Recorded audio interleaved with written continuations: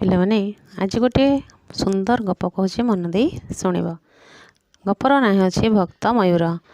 ପ୍ରଭୁ ଶ୍ରୀରାମଚନ୍ଦ୍ର ପତ୍ନୀ ସୀତା ଏବଂ ସାନ ଭାଇ ଲକ୍ଷ୍ମଣଙ୍କ ସହିତ 14 ବର୍ଷ ବନବାସ ପାଇଁ ବଣକୁ ବାହାରିଲେ। ଯାଉ ଯାଉ ବଣରେ ସୁନ୍ଦର ଗଛଟିଏ ଦେଖିଲେ। ଗଛକୁ ଦେଖି ସୀତାମାତା କହିଲେ, ଏଇ ଗଛ ତଳେ କିଛି ଦିନ ରହିବା।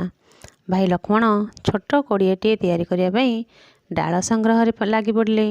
ସୀତାମାତା କହିଲେ, ମୋତେ ବହୁତ ଶୋଷ ଲାଗୁଛି। ଏହା ଶୁଣି ସାନ ଭାଇ ଲକ୍ଷ୍ମଣ ସଙ୍ଗେ ସଙ୍ଗେ ପାଣି ଆଣିବାକୁ ବାହାରି ପଡ଼ିଲେ। ସେହି ଗଛ ଡାଳରେ ଗୋଟିଏ ମୟୂର ବସି ସବୁ ଦେଖୁଥିଲା।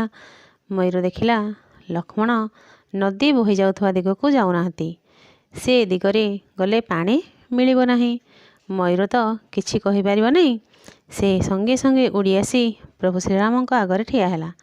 ଥଣ୍ଟରେ ନିଜ ଶରୀରରୁ ଗୋଟିଏ ପୁଚ୍ଛ କାଢ଼ି ପ୍ରଭୁ ଶ୍ରୀରାମ ଓ ସୀତାମାତାଙ୍କ ଆଗରେ ପକାଇଲା। ପ୍ରଭୁ ଶ୍ରୀରାମଚନ୍ଦ୍ର କିଛି ବୁଝିପାରିଲେ ନାହିଁ।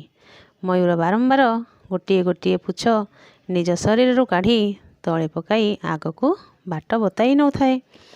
ପ୍ରଭୁ ଶ୍ରୀରାମଚନ୍ଦ୍ର ଏବଂ ସୀତାମାତା ମୟୂରର ପଛେ ପଛେ ଯାଉଥାନ୍ତି।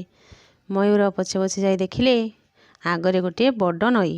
ସୀତାମାତା ପାଣି ପିଇଲେ, ତାଙ୍କ ଶୋଷ ମେଣ୍ଟିଲା। ପ୍ରଭୁ ଶ୍ରୀରାମ ଦେଖିଲେ ମୟୂର ଦେହରୁ ରକ୍ତ ବାହାରୁଛି। ମୟୂରକୁ ହାତରେ ଧରି ତାହାର ରକ୍ତ ପୋଛି ସେବା ଯତ୍ନ କଲେ।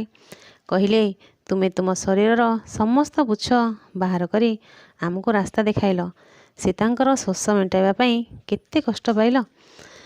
ସେଥିପାଇଁ ମୁଁ ତୁମକୁ ଆଶୀର୍ବାଦ କରୁଛି। ମୁଁ ଯେତେବେଳେ ଆର ଜନ୍ମରେ ଅନ୍ୟ ଅବତାର ନେଇ ଜନ୍ମ ନେବି, ସେତେବେଳେ ତୁମ ପୁଚ୍ଛକୁ ମୁଁ ସବୁବେଳେ ମସ୍ତକରେ ଧାରଣ କରିବି। ମୁଁ ତୁମକୁ ମନେ ପକାଉଥିବି। ମୟୂର ଖୁସି ହୋଇ ନାଚିବାକୁ ଲାଗିଲା। ଖୁସିରେ ଭଗବାନ ମୟୂରକୁ ହାତରେ ଧରି ଗେଲ କଲେ। ମୟୂରର ସେବା କରି ତାକୁ ଉଡ଼ାଇ ଦେଲେ। ଦ୍ୱାପର ଯୁଗରେ ପ୍ରଭୁ ଶ୍ରୀରାମ ଭଗବାନ ଶ୍ରୀକୃଷ୍ଣ ଅବତାର ନେଇ ସେହି ମୟୂର ପୁଚ୍ଛକୁ ମୁଣ୍ଡରେ ଧାରଣ କଲେ।